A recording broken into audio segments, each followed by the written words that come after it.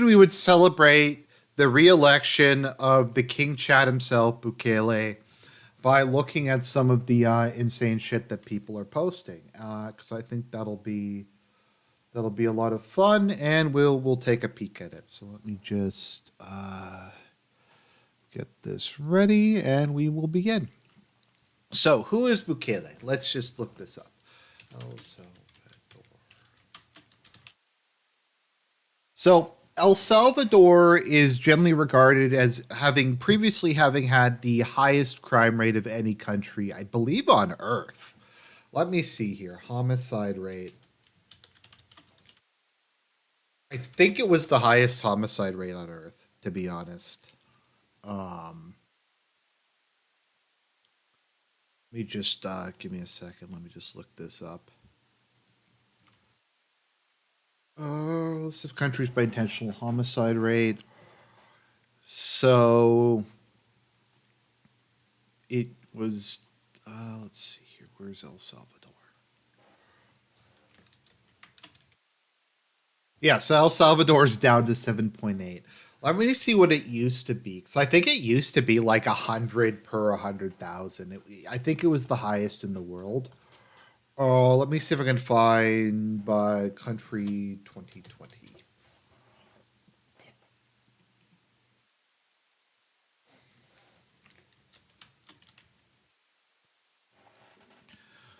Okay, so El Salvador used to have a murder rate of, as of 2017, I guess it went down a bit because that's when Bukele came to power, was 63. 63 per 100,000, which if we put that into perspective, if we look at like the rate, the highest rate on earth is like Jamaica and South Africa. So El Salvador's murder rate a couple of years back was higher than South Africa's. Now, I personally think South Africa's is much higher. I tend to think the reason South Africa is normally so high on these is because it is the worst country in which statistics are kept. I think the statistics are fake, but they at least pretend to keep statistics there. Whereas I think like some countries in Africa, the murder rate is other countries in Africa, it's probably much higher. But it just looks lower because they don't keep statistics at all. It's interesting that America's is the highest in the world, particularly South America.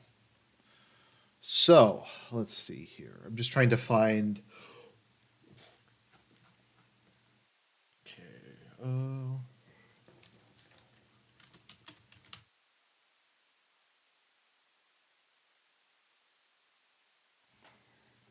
Okay.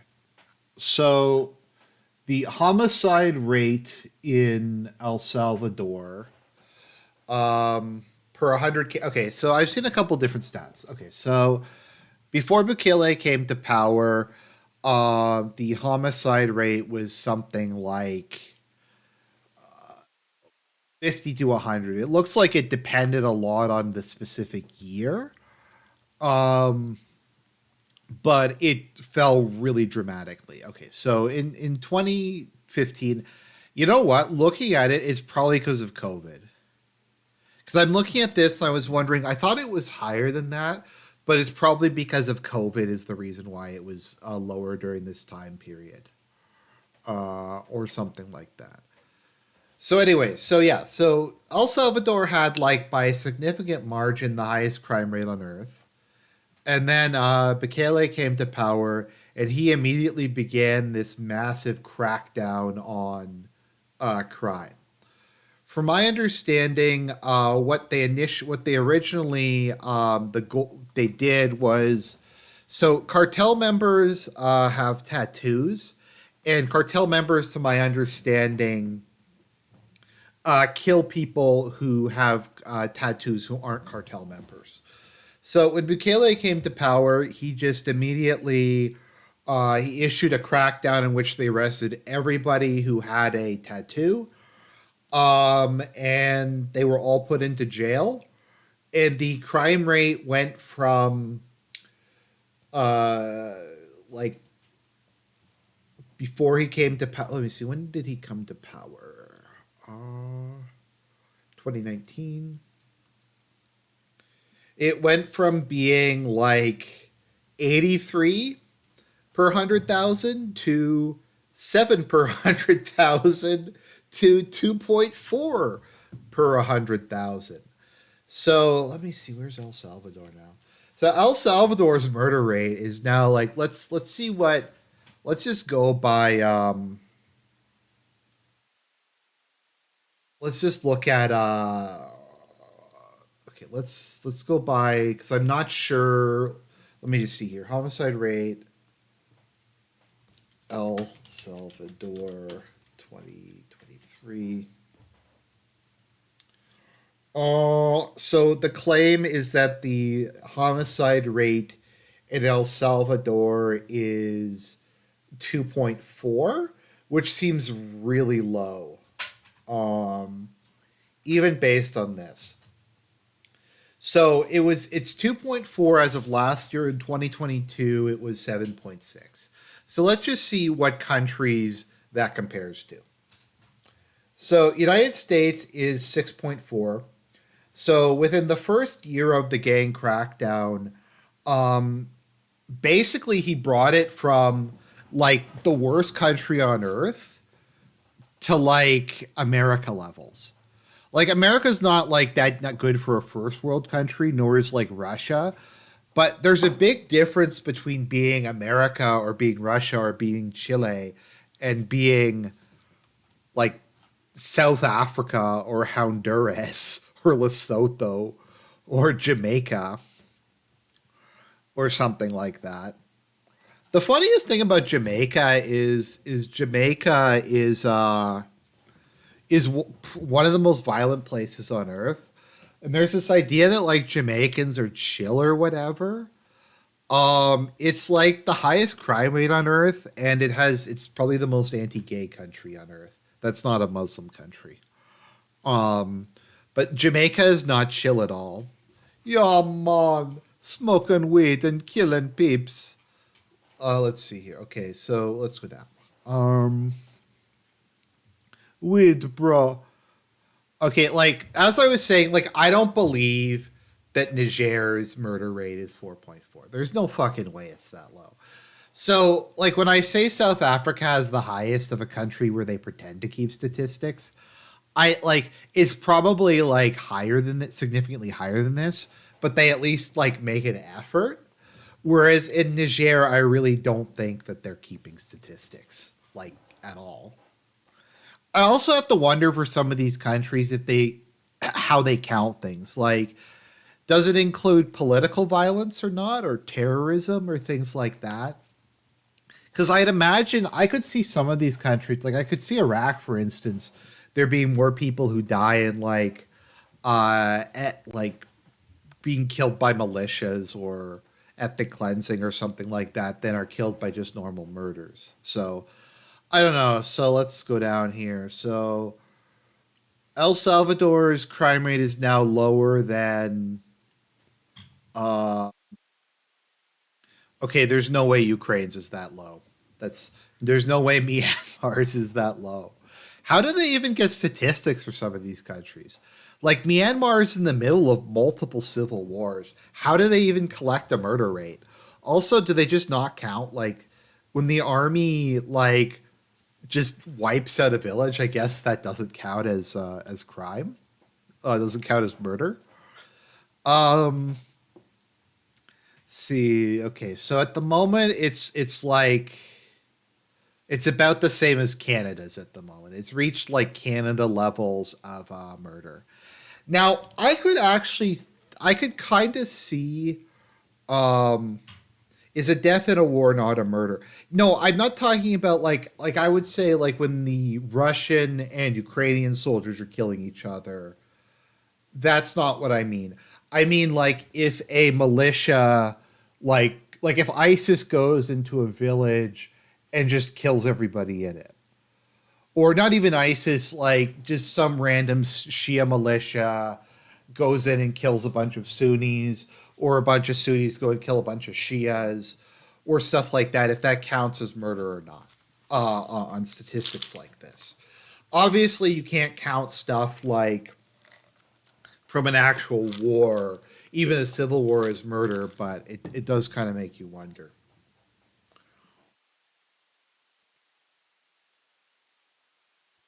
Like Israel, they must just not count terrorism. Um, but I actually could see, so I could see Muslim countries actually being this low. Um, because I'm not sure how to describe it exactly. So the thing about Islam is it is a totalitarian, extremely strict ideology, but it's necessary in order for certain societies to function. So it's like what people say, well, uh, with the um, can't they just not rape women if they're not like locked up? And the answer is no. They just that's just kind of the way they are. So I could see like between like tribal conflicts or societal norms or the brutality of the police force or the tendency to start blood feuds or something for their murder rate to be low. They also probably just don't count a lot of stuff. So I could see that there's no way Malawi's is that low. There's no way Egypt's is that low. Yeah, Mauritania's murder rate is definitely one. Hmm. Germany's is definitely zero point 0.8. Uh-huh. Where's UK?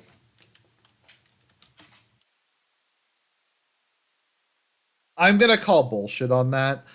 I do think the violent crime rate is actually higher in the UK than it is in the US. It's just that it's more done with knives than with other stuff. So, point being, it went from being like comparable to like like twice what South Africa's is, if you could even imagine living in a society like that. To have as much, because Bukele just literally arrested everybody who they thought was in a gang. And let's see if there's the homicide rate from 103 to 7.8 to to lower. So you would think that like, this has got to be really popular. I mean, it's gone from being like the most dangerous place on earth to like a country that, even if we take the 2022, like the year that the thing started, it's still similar to like America. And I mean, you can still go outside at night in America. I mean, it depends a lot on where you are, but like you can at least function in it so long as you're not in like Gary, Indiana. Um Keep in mind Canada is like what, 2.2. Also keep it the thing that's kind of always a bit confusing to keep in mind with regards to crime is you don't a lot of it can be just gang related. So it's a bit different if like 80% of the murders are different gang members killing each other or like drug dealers shooting each other to just victimizing kind of random people on the street. They built the prison, the massive super prison with like 40,000 people. Um, was El Salvador liberal or just corrupt? So Central America is a disaster for a number of different reasons. Um, there was ongoing fights in most of Latin America throughout the 20th century, actually in the 19th century as well, between the left and the right. Like in Colombia, you still have an ongoing insurgency. In Peru, you had Shining Path. In Argentina, you had urban guerrillas. Um,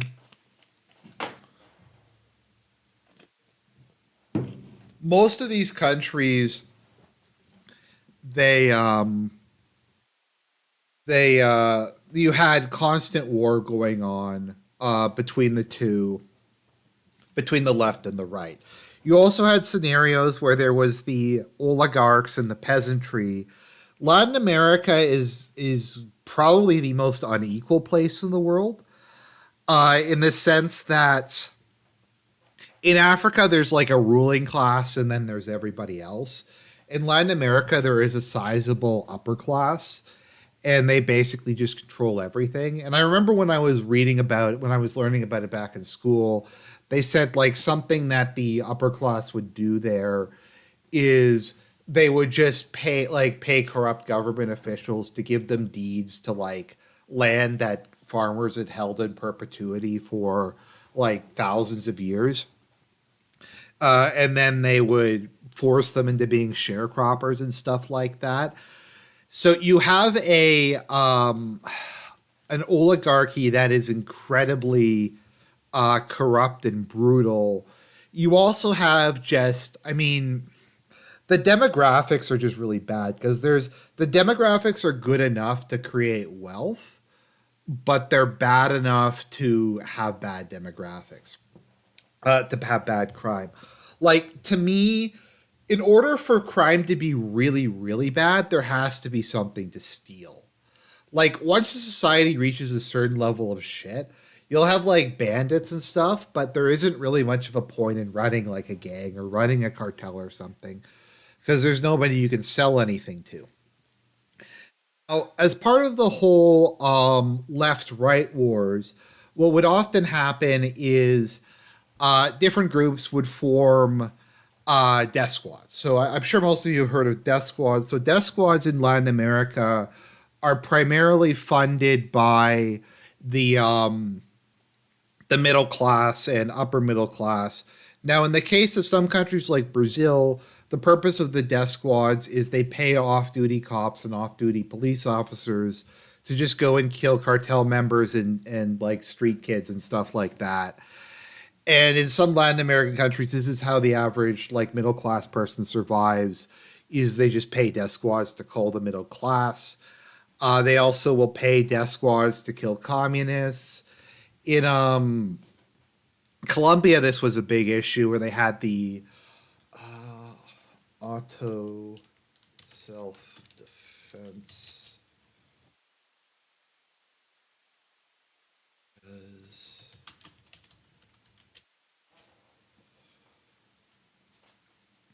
Yeah, United Self Defense Forces of Colombia, which was a right wing paramilitary who carried out death squads and killed communists. However, everybody involved with it is also involved with drugs, and that's the other thing. Because like it would just be shitty, but what makes it worse is the money involved. I recommend if any of you haven't seen Narcos, to go watch Narcos because I think it very well describes why Latin America is the way it is. Let me see here.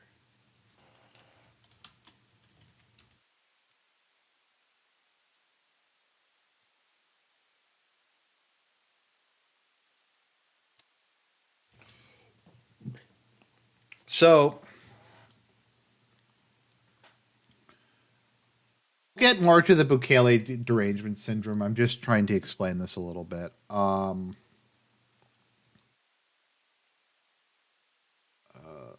Drug trafficking routes.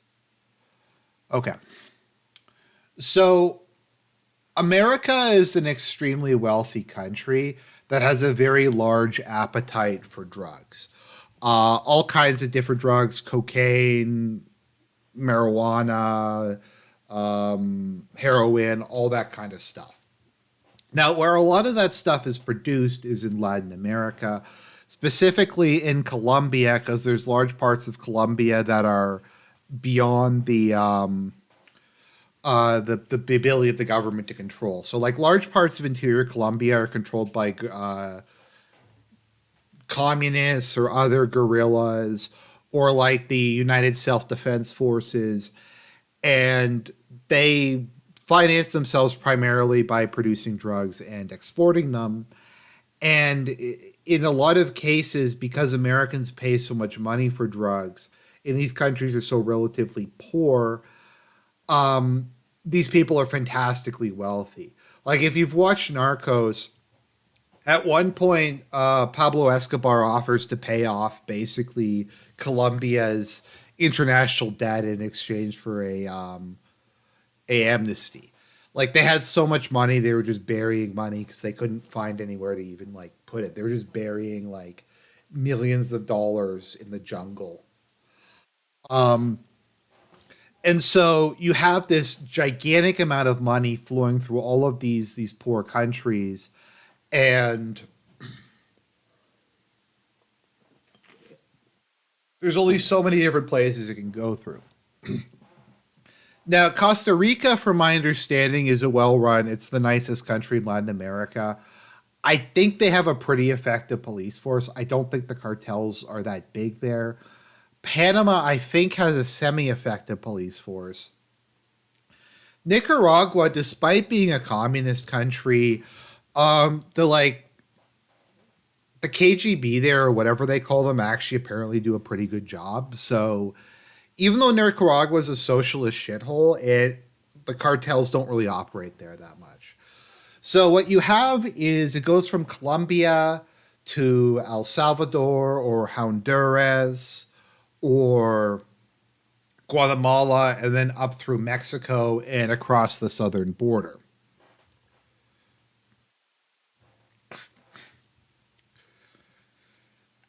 And so you have like tens of thousands of. Yeah, the Medellin cartel was losing $2 million a month due to rats eating it at their height. I think the Medellin cartel made like $500 billion or something, didn't they? Basically, it's just a license to print money because coca. Because how do you pronounce it? Coca is not very expensive to make. The drugs aren't very expensive to make. It's basically like you can basically just have like farmers make it for you for almost free, and then you smuggle it. So the point is there is hundreds of billions of dollars in smuggling drugs.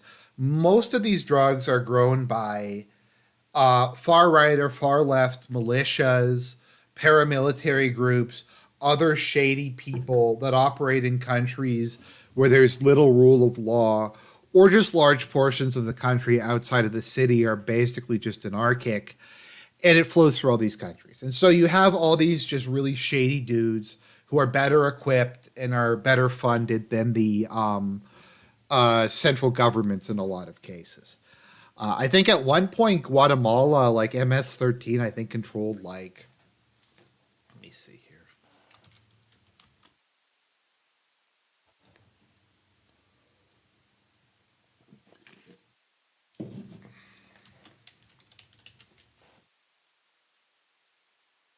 Okay, I can't find it. I think MS-13 controlled like half of Guatemala or something like that at its peak.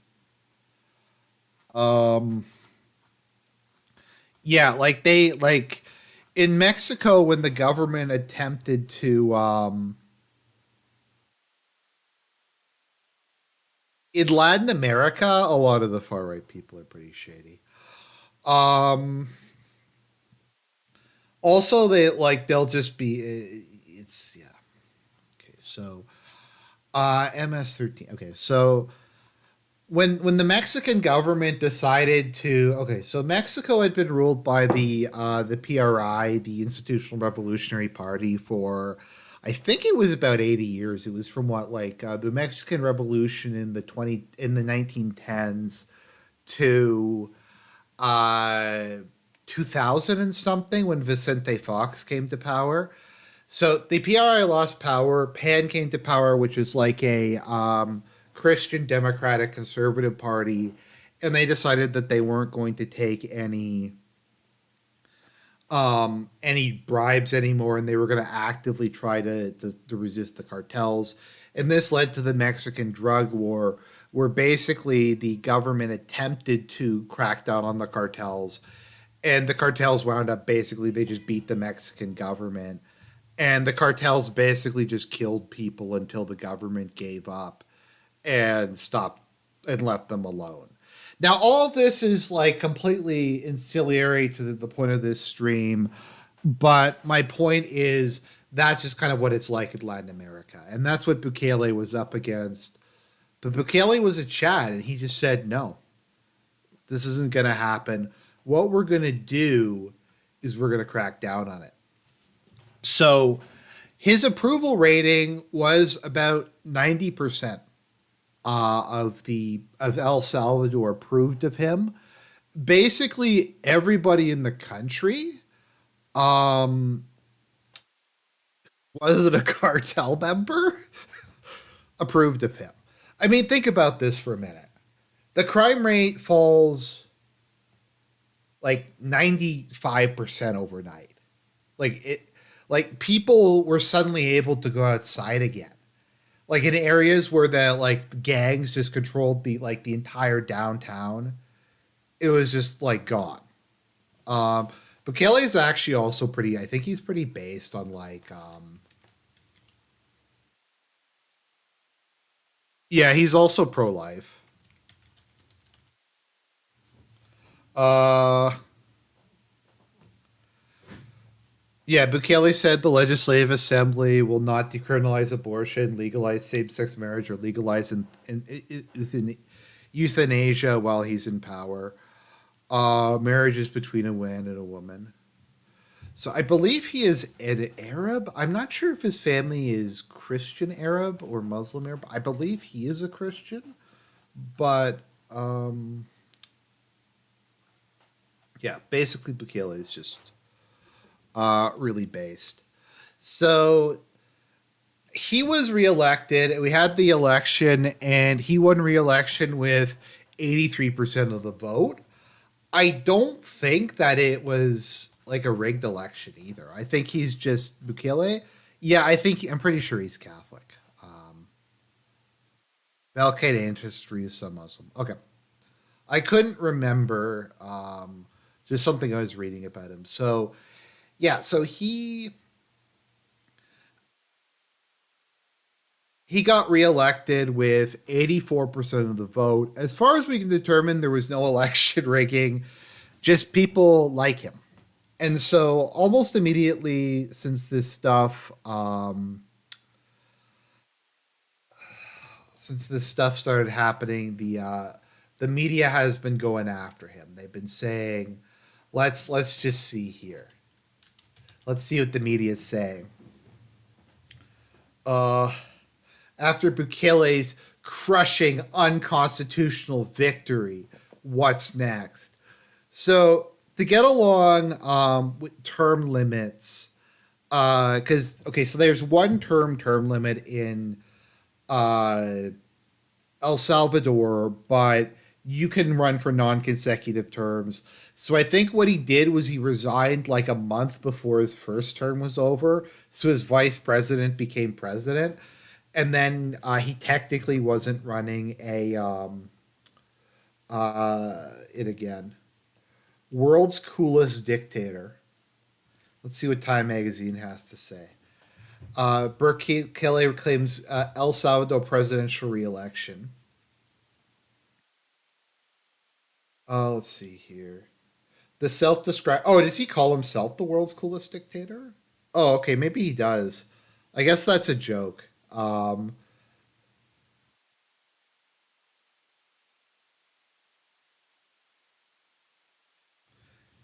Are terrified of strongman.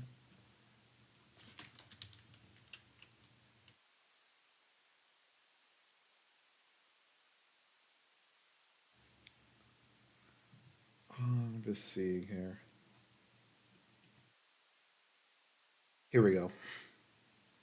Democratic lawmakers urge Biden administration to address authoritarian actions by Salvadoran president.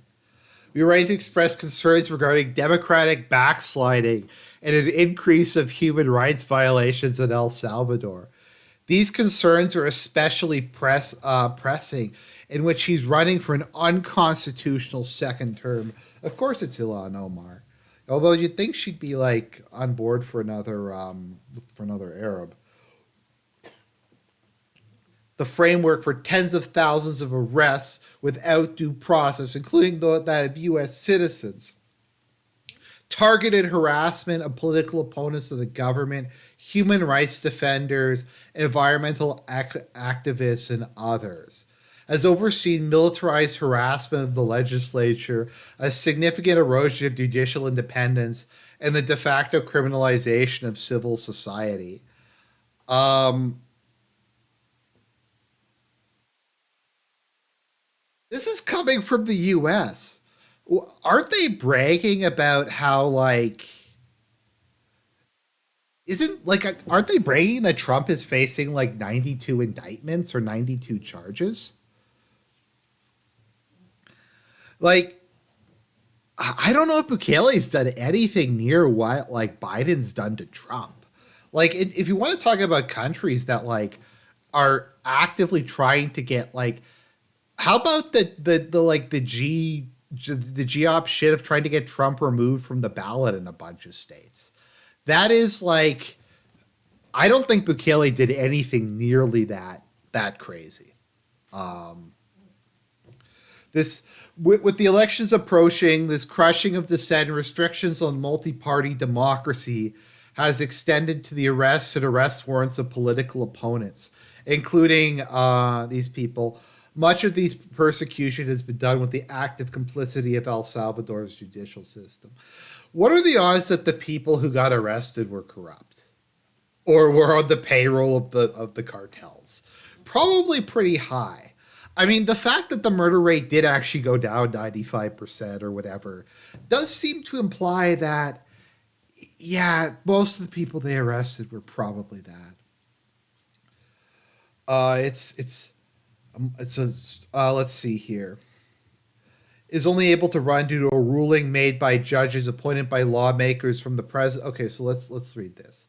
The Salvadorian constitution is unambiguous in its prohibition on serving consecutive terms as president, and Bukele is only able to run due to a ruling made by judges appointed by lawmakers from the president's ruling party after the removal of the previous Supreme Court, a move strongly criticized by the United States. Wasn't that like Biden's master plan though?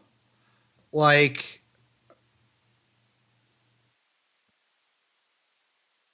didn't Biden talk about packing the court? Like isn't that the whole thing they complain about Trump like overturning Roe v. Wade by appointing people? I don't know. Let's see here. Let's see overwhelming majority. It cements a one-party state and will make it yet more difficult for the political opposition to regain influence. Um, the country's fragile democratic institutions. Um, so it's like I don't even is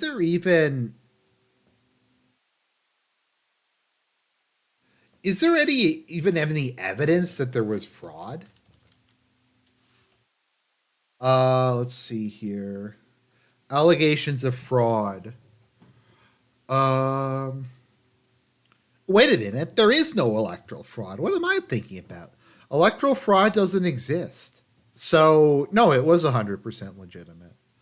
Um, okay. Okay. So yeah, I mean, why are we even thinking about this? Of course, it was. Electoral fraud doesn't exist. What I don't know what I was thinking there. Election integrity under scrutiny. The Washington office for Latin America. El Salvador has not held presidential and legislative elections simultaneously since 2009. Salvadoran citizens will elect a president and vice president. Okay. All right. Here we highlight the measures taken by Bukele that rapidly led to deterioration of the rule of law in, let's see here. Reduce the number of municipalities. The Supreme Court can't do that. Under a system lacking clear regulations and without electoral oversight, overseas voting begins for Salvadorans living abroad. Um, What? Isn't that how the U.S. functions?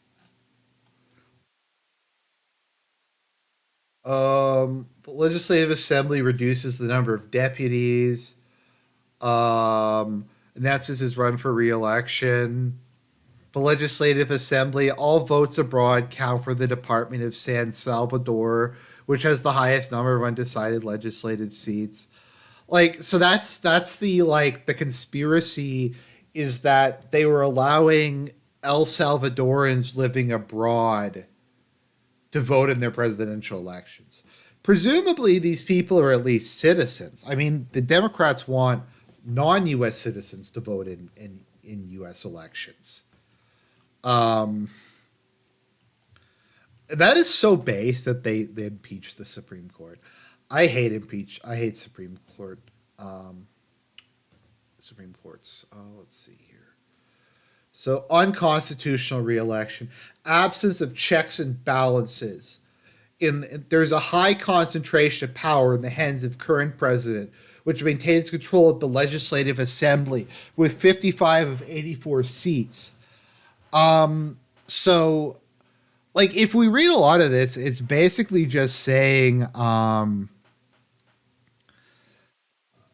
that it's not democratic because he won such a big majority, he can do what he wants. I think is what they're saying. Okay, clarity, lack of transparency and access to public information. So like okay, so let's just go down the conspiracy rabbit hole for a minute here. So according to the narrative from the Democrats, Trump lost the election and then attempted a coup, right? Like that's what the narrative is. That Trump attempted a coup, he attempted to use massive lawfare to overturn the election, and this led to like an insurrection that almost led to the end of the republic. And that is, I guess, like a model of democracy compared to El Salvador. Why is he so uh, backsliding leader? Let's see here.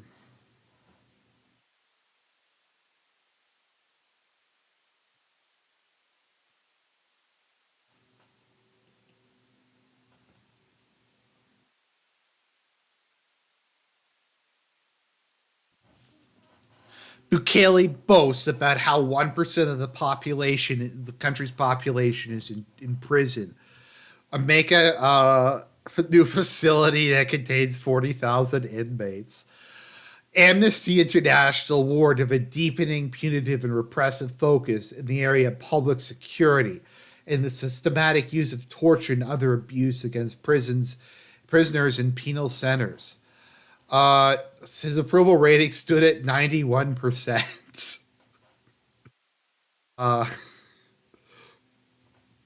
oh, okay. So he calls himself world coolest dictator as a joke. Okay, that's pretty funny. That's pretty Kino.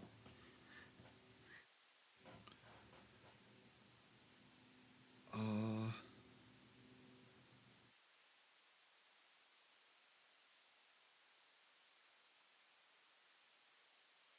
so yeah, they're just like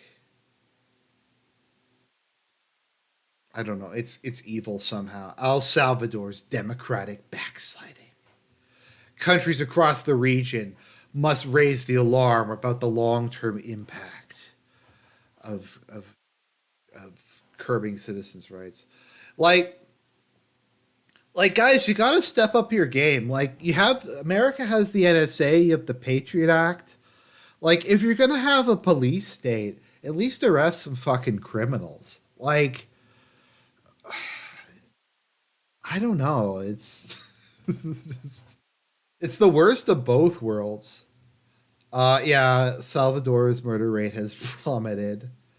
Uh, some people detained have been tortured, dozens have died in custody, and thousands have been subjected to abusive legal proceedings without due process. Well, I mean, like it's like what Mace Windu said. He controls the courts.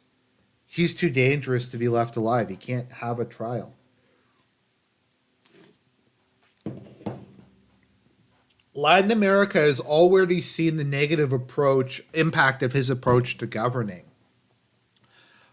Um, Examples from recent history include Venezuela under Hugo Chavez, Peru under Fujimori, and show how initially highly popular leaders can dismantle democratic safeguards central to human rights and the rule of law in ways that are hard to rebuild.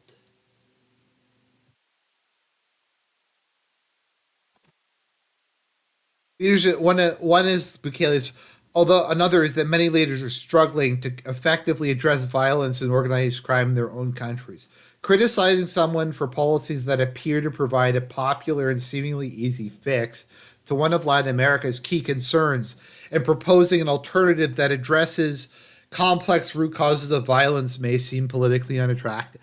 I mean, but it's ma root causes, but like arresting everybody worked. Literally. Oh, okay. Here we go. All right. These countries should request the suspension of all existing loans to government entities involved in widespread abuses in El Salvador. Ah, I see here. They've started adding them to the his cabinet chief and penitentiary system head on the angle list of people identified as having engaged in significant corruption or acts that undermine democratic processes. See, guys, it's like is the argument that it's better to live in like a multi-party. So it's the narrative that people should not be allowed to vote for who they want to vote for. Um, so I'm not even really like I'm not even really following this. Okay. Uh,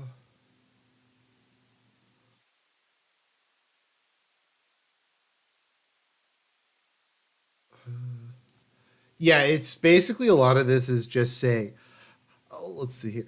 El Salvador is objectively becoming safer, but at what cost to democracy?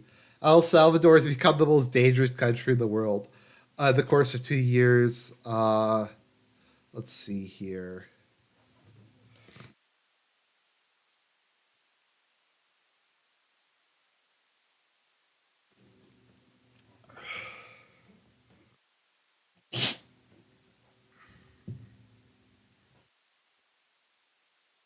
By claiming to be okay, let's see here. By claiming to be a representative of the people, is it normal to wonder how exactly is populism undemocratic? After all, Bukele did win a majority of the vote. It did run on a platform of power to the people. The the problem doesn't lie with what Bukele stands for. It's how he's used these issues to justify democratic backsliding. And what a beautiful democracy that El Salvador was. El Salvador was a massive shithole. Populism leads to what she calls an illiberal democracy. That is, a democracy where basic institutions are still there, voting, representation, opposition movement, but safeguards in rights such as checks and balances and freedom of speech are taken away.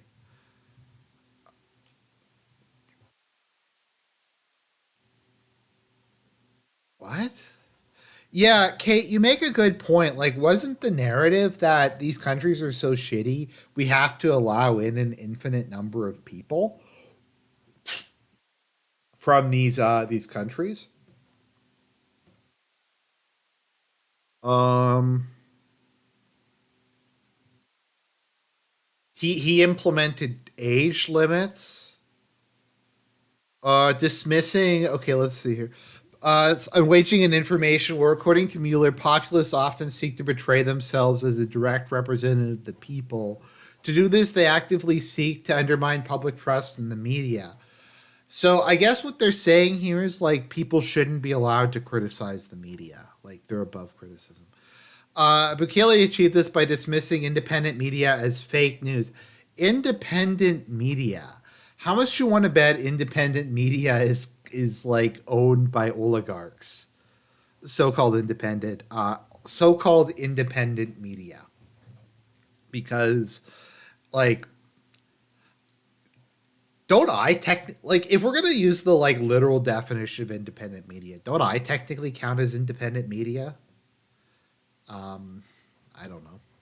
As fake news, launching a cyber attack against a critical newspaper and breaking into the homes of journalists and seizing their laptops. Okay, let's see. This sounds based. Let's see here. Um. So okay, so there, Human Rights Watch is complaining about lockdowns. Bukele, he implemented COVID-19 lockdowns.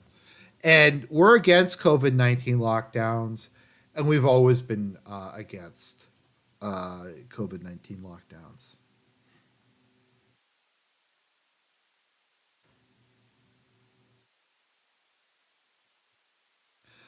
They're about more than 1,600.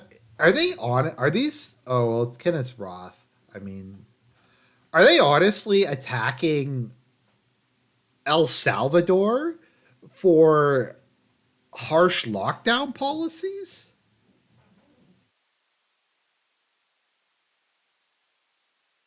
Let's think about this for a minute. Let's just take a step back. Didn't all this shit happen in North America? I mean, I used to live in Toronto. Toronto had a lockdown for like 20 like for 2 years. Like you needed a COVID passport to go into restaurants and shit like that. Law enforcement to detain violators. I'm sure Human Rights Watch did not ever go out criticize like anti-vaxxers or anything. State of emergency, gangs and violence, disappearances.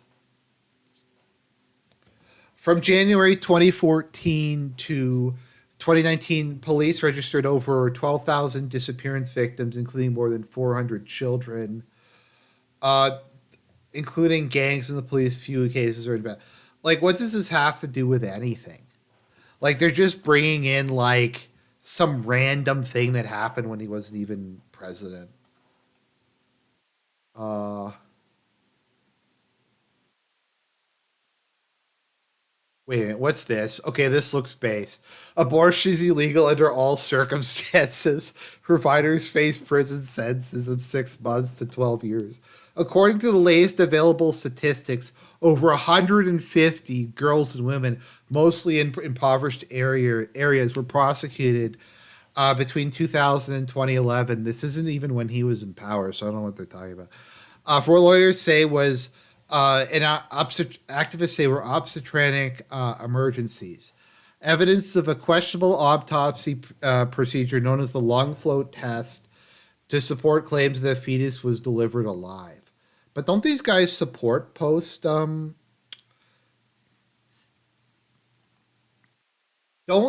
these people support post birth abortion though? Uh,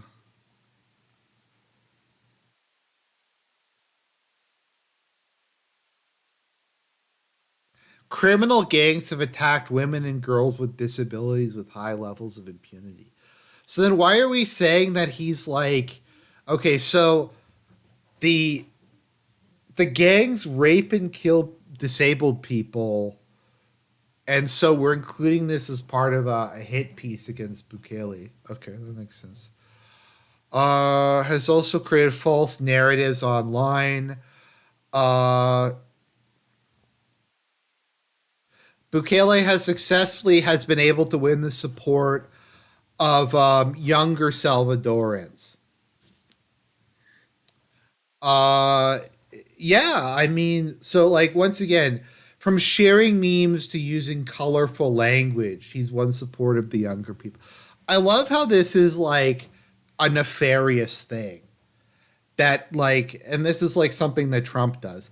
Like Trump like figured out what it was that like millennials and zoomers cared about, and he actually like campaigned among them and was like, look guys, like, and actually said shit that appealed to them, and like this is somehow like evil or non-democratic or whatever. I think Trump is actually doing really really well with millennials. Because, for instance, millennials don't want to get drafted and go die in some shitty war that's not going to benefit America. Once again, like, and this is, and I always shit on him because he's really obnoxious. What Brian Berletic said, he's like, people don't want to join the army because they don't want to fight in racist imperialistic wars. And it's like, no, dude, that's not it. They don't want to fight for like this gay shit. Like, once again, if um if they went to these people and said, hey, you guys get to go invade Venezuela, kill commies, take the oil. I think a lot of people would sign up to the army to do that. Let's see here. Bukele's government used bots, troll farms, and bots to spread disinformation and cultivate this appeal. Do these people not understand that like most bots are like advertising bots? To polarize society and promote his image. Government used bots to spread the hashtags dictator Bukele and what a lovely dictatorship. Artificially inflating support for Bukele's policies and discrediting the opposition. He has 90% support. Why does he have to artificially inflate support? Like, who is there even with to artificially inflate support around? Literally everybody supports him. Um,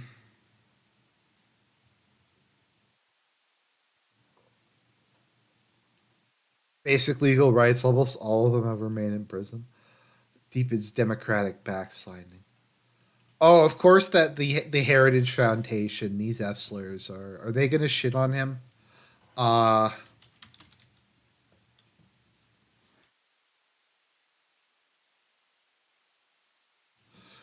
Bukele is no friend to democratic institutions despite winning election. But by blending social media savvy and rule with an iron fist, he has managed to gain a massive following in the region and worldwide. Um, his efforts to clamp down on the gangs that once ran large swaths of his country, for example, have been effective and won praise from people all over the political spectrum. But it has also advanced the appeal of authoritarian rule. I hate Madero is such a piece of shit. I don't know if they wanted to like why can't they assassinate Madero? Like if we're gonna whack somebody, take down fucking Madero or one of these fucking commies. Venezuela is one of the worst countries on earth. Okay, let's see here.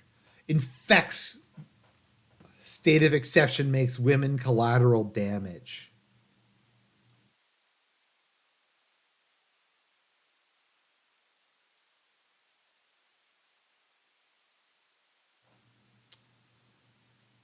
Um, has turned his eye to civil society organizations and the media, framing them as defenders of gangs. I mean, aren't they though? Like,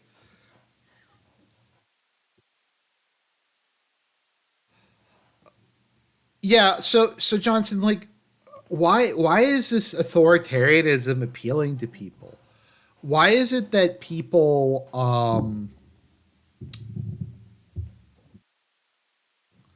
why do they like stuff like that? Like generally speaking, most people like tough on crime policies. Like back when you used to have public executions, that shit used to be incredibly popular.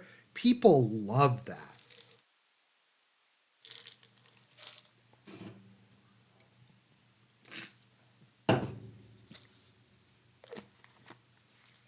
Like and to most people, like what's more important? Whether or not your country appears to have democratic values, whatever that means, or if you can go outside. If outside your house. So, the crackdown is hard on women because the cartels were just full of gentlemen. They were supreme gentlefish. They were Elliot Rogers. Um, they caused it. Uh, okay, wow, let's look at this. Okay, this looks fucking amazing. They're defending gangs as feminist symbols. Let's read through this. Gangs have often been reduced to a male phenomenon, with media and policy circles portraying women primarily as their victims. Countless testimonies support this view. Women have been coerced into sexual relationships and forced into becoming girlfriends of gang members. They have been raped and killed when extortion payments are not made. El Salvador has one of the highest femicide rates in the world. However, women have also been central to the survival and operation of gangs, albeit within a gendered division of labor that often excludes them from leadership positions and charges them with support tasks. So they're complaining that there's not enough like affirmative action in gang leadership. So like so are like good because they offer women more opportunities than in secular society. And gangs are actually good because they're like because women are involved in them and but we need to have like quotas for gang leader from like gang what? Women affiliated with gangs and clubs have been in a situation of constant transit between prisons and homes. Many became responsible for bringing food, clothing, and basic items to the incarcerated. Their roles also diversified as gangs consolidated their power from inside prisons, with women taking on logistical roles that ensured the smooth operation of gang extortion rackets. For example, they engaged in surveillance, weapons smuggling, and intelligence gathering, as well as serving as communication channels between imprisoned gang leaders outside. So they're saying that because women are member of gangs, you can't. I can't even follow this. Can anybody in the chat like follow what this? Like, I don't think I'm being unfair here. Um, the current crackdown also has major, though diverse, impacts on women. Some women are enjoying the relative calm. For the first time in years, they're able to walk and engage in community building activities without fear of violence. However, others have found that the vulnerabilities they've exposed to have evolved rather than disappeared. So, like, they're complaining here that like women have to. Um, they're complaining that women have to bring food to dudes in jail. Okay. The gendered implications of the state of exception. Uh,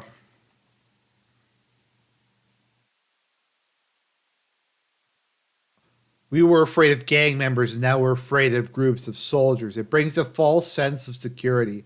There is so much harassment from police and soldiers because they have increased their presence in our communities, and you can't say anything about it.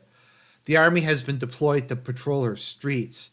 She fears that if the soldiers knew her job, she could be arbitrarily apprehended with very little course to protect herself. Second, women who are family members of incarcerated people now face pressure to support their families financially. Previously, many women who lived with gang members relied on them or fellow gang members if their partner was in jail for income. Not only are thousands of women newly in charge of single headed households, I thought that was based. I thought that that was good, that they were single moms now. They're empowered. Um, they also need to deliver money to their incarcerated family members, food, uniforms, essential. Okay, impose a heavy economic cost on poor households. Some worry about the risk of their young children joining gangs to help make ends meet. So, so they're saying that like things were good under the rule of the gangs, that we should like bring back gang rule, like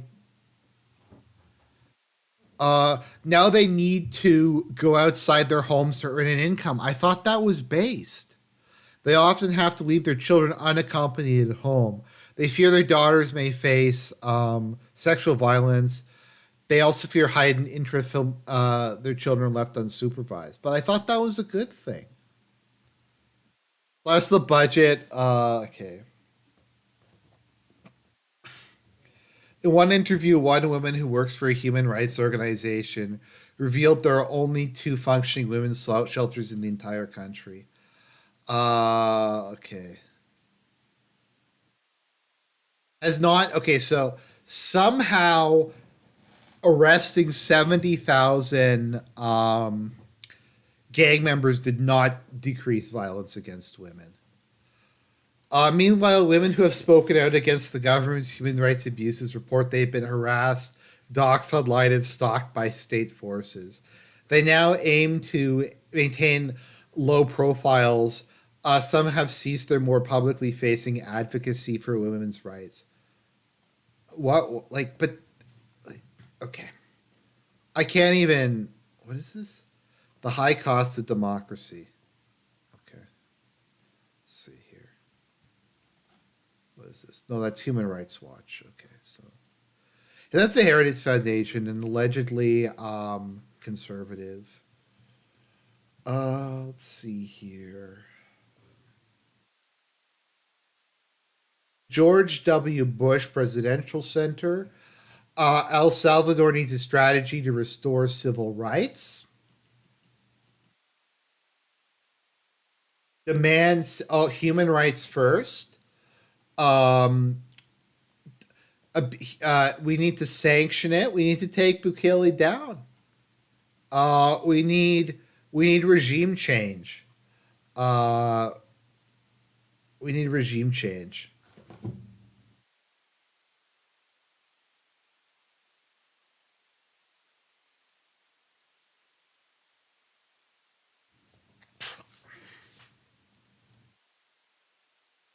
Uh,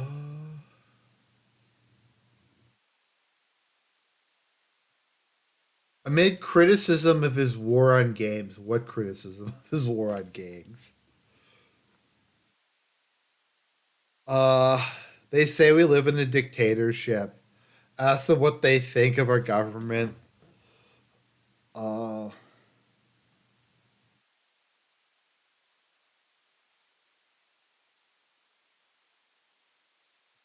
but the competition also comes as Bukele is accused of systematic human rights violations for this that same. But literally, it's 91% of the people supported this. So literally, like every single person who's shitting on him, um, is like from one of these like Soros or U.S. State Department funded groups. Uh,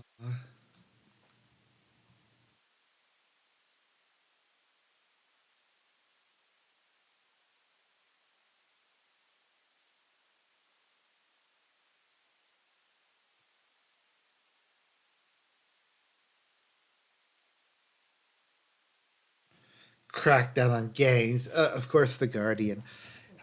How high is the Guardian on the list of F slur papers? Like, how G slur is the Guardian?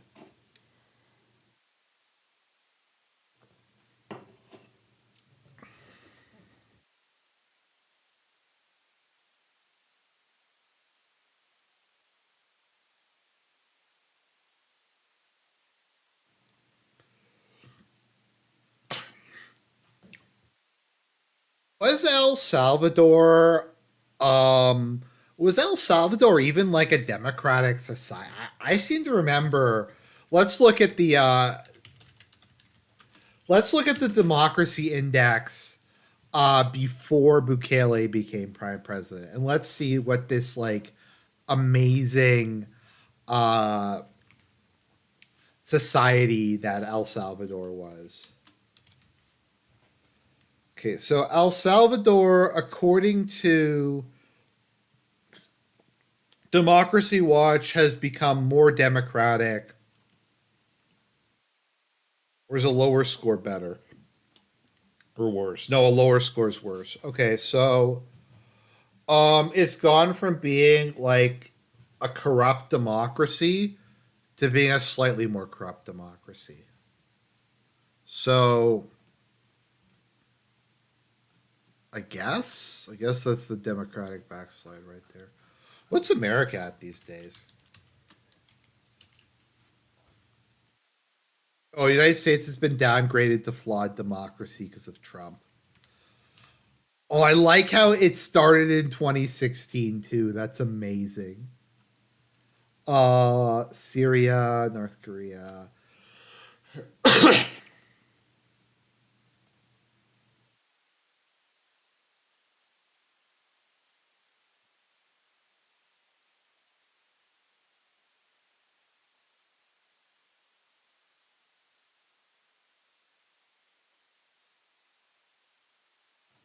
So yeah, so like it wasn't even that rated that highly beforehand. Let's see, how low is Russia now? Okay, Russia well, let's see who they consider Russia to be as authoritarian as. Like no, but honestly, like people in the chat, like you can correct me if I'm wrong. Compared to a lot of people, a lot of other countries, the U.S. Like is actively cracking down on political opposition more so than like most countries, even in like the second world. Like they're literally trying to put Trump in jail so that he can't run for re-election. So according to them, Russia is as authoritarian as Sudan, which is ruled by a military junta who's currently in a war with a bunch of LARPers called the Rapid Support Forces. So that's cool. Myanmar, Afghanistan. Let's see. Let's see who they say is the most democratic. I would actually put the UK. Okay, I'm gonna make a bet. I would not be surprised if there was more political prisoners, at least per capita, in jail in the UK than there are in Russia. Like, think about this for a minute. Like, wouldn't I would not be surprised, honestly, if the UK doesn't arrest more people for political crimes than Russia does.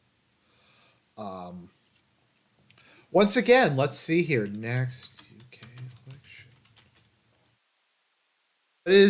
What percentage of the UK public supports Rishi Sunak? Currently, it is 24%. Less than a quarter of the population supports Rishi Sunak. Um, what percentage of the Russian population support Putin? Probably about 70 to 80%. And I don't think that's even like question. Does anyone actually think like Putin would not win? Because there is like all kinds of election shenanigans that happen in Russia, I'm sure. But does anyone really doubt that he wouldn't be able to win re-election?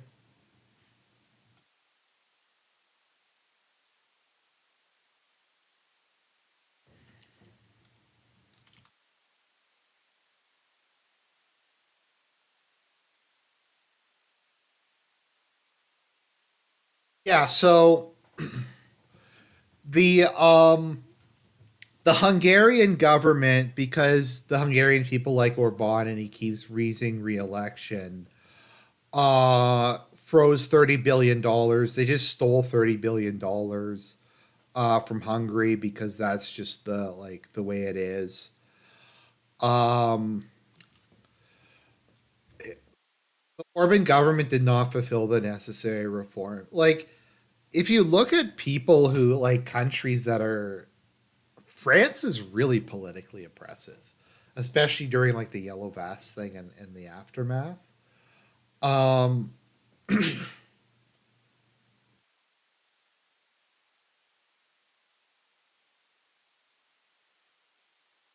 so Bloomberg, EU executive is withholding $20 billion unless they change asylum and EFSLR laws.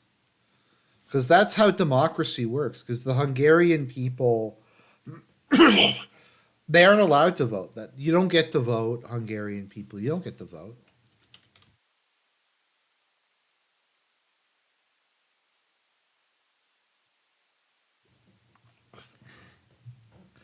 I mean, Orban's party only won 52% of the vote. Like, and then like some far right larpers won like another 10% of the vote or whatever. That includes Jobbik, who is now for whatever reason like some centrist party. I don't know. It doesn't even make any sense. But it's like they keep winning elections because the Hungarian people, generally speaking, like his rule. Um, and they want it to continue, so they'll probably win the next election too. Um, but like this is a problem, guys. This is a problem. This shows that we're gonna have to do something because like you can't just let people continue to vote for a party. So so the next German election, I don't know what they're gonna do. I don't know if the AfD is gonna get banned because currently they are the second largest party in Germany. We also, I don't know if you guys know like the story behind it, but the left, the link to, or the left split apart. And you have this Nazbol party that broke off, which is like a kind of a mixture of more conservative social policies and socialist economics and more nationalist. But it looks like the FDP won't even meet the threshold, and they'll just be kicked out of parliament altogether. The SDP is going to get completely crushed. So they're going to have some kind of like hung government wherein it's going to be like the unholy coalition of like the Greens, the SPD, and the Christian Democrats, and the AfD and like the BSW are just going to be completely um,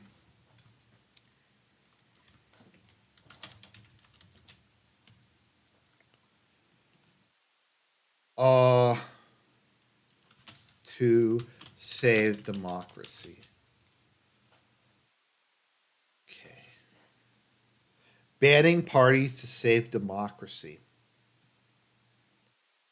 So we're talking about that.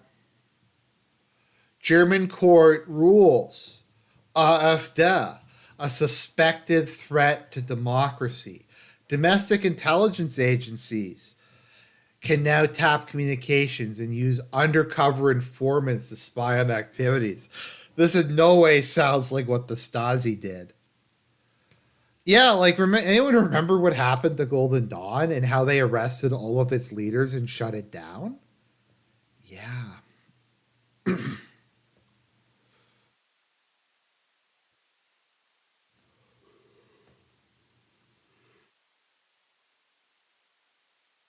Suspected case of right wing extremism, whatever that means. That's the plan. This goes against the basic law.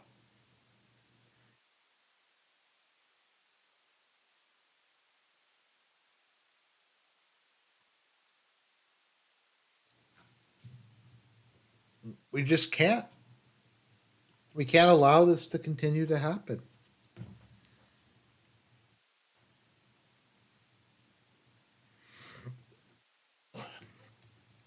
Now, keep in mind when we look at these polls, and I want to always remind you, what percentage of like Germans, like actual Germans, support the AfD? Because So I'm assuming that no immigrants would vote for them.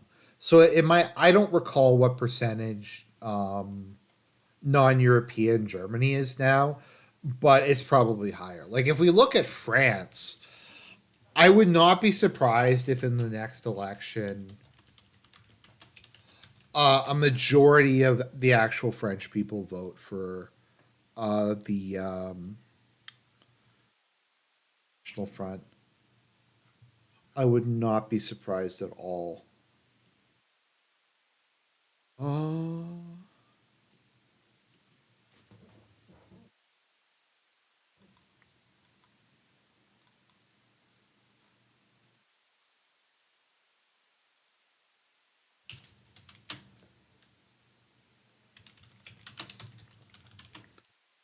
so I think that covers most of it. There's just something I wanted to cover. Um, a side note, something that just happened in Manitoba, where I live, a couple days ago. Let me just look it up because this was really sad. Uh, this is a living we live in a society moment.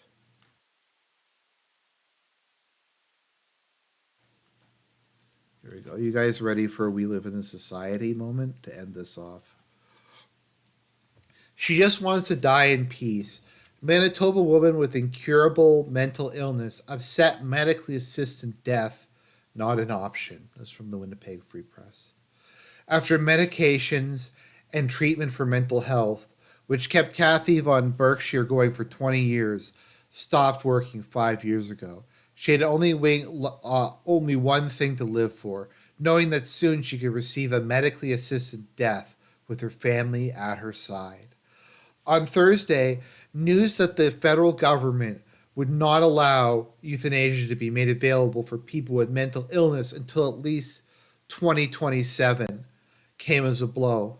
That's just unreal, the 56-year-old Brandon woman for whom life has become unbearable. It's very hard. Now she's considering suicide because this isn't suicide. It's different, I guess somehow. She's tried suicide 3 times and ended up in the hospital twice. It was brutal for her and her family, she said. I don't want to do that to them again. I want to die with them peacefully and not scared and alone. She, like other Canadians, would soon have the choice to end her life with dignity and serenity. Why can't I have that option? When she was in her late 20s, she was diagnosed with body dysmorphic disorder, a type of obsessive compulsive disorder that includes major depression and anxiety. After much suffering, she sought treatment. She was able to return to her job and lead a normal life. The medication stopped working. The new one stopped working again. She could no longer go to work or do things that gave her pleasure gardening, traveling, reading, visiting with friends and family. They tried every available medication and combination treatment. Now, you might be saying, Arjun, you sound very unsympathetic to this woman, considering that you have bipolar disorder and you've been suicidal most of your life.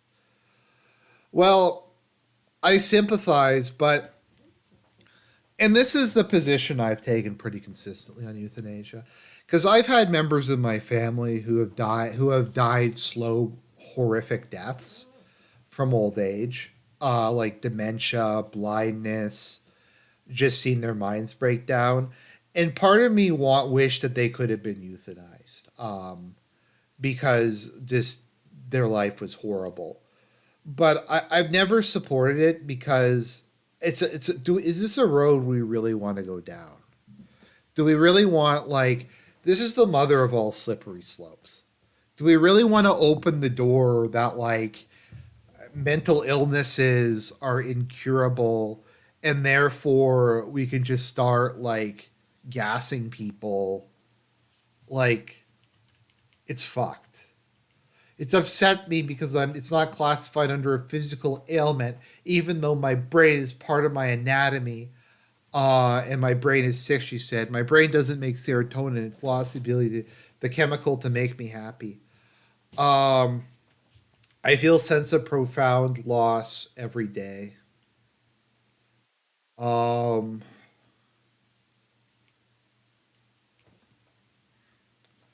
Federal to provide further consultation while ensuring there are appropriate clinical standards and safeguards to protect those living with mental illness. We got to do it now, guys. We got to do it now. We have to just start gassing people because that's the kind of society we want to live in. The reality is, if you don't want to gas like disabled people or people with mental illnesses, that means you're a Nazi. It's kind of like how if you don't want to kill babies, you're a Nazi. Difficult disability. Let's see here.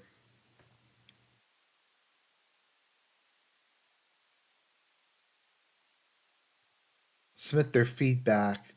Okay, so there we go. That was the we live in the society moment for the evening. It's Carol Saunders at the Winnipeg Free Press. It's I'm glad she wrote this puff piece. I'm sure this will have no negative consequences on society whatsoever. I mean, let me just ask a question here. When have, in the last like 30 years, when have conservatives ever been wrong about the slippery slope? Like, could someone give me an because maybe there is an example. Like, when have they ever been wrong about the slippery slope argument?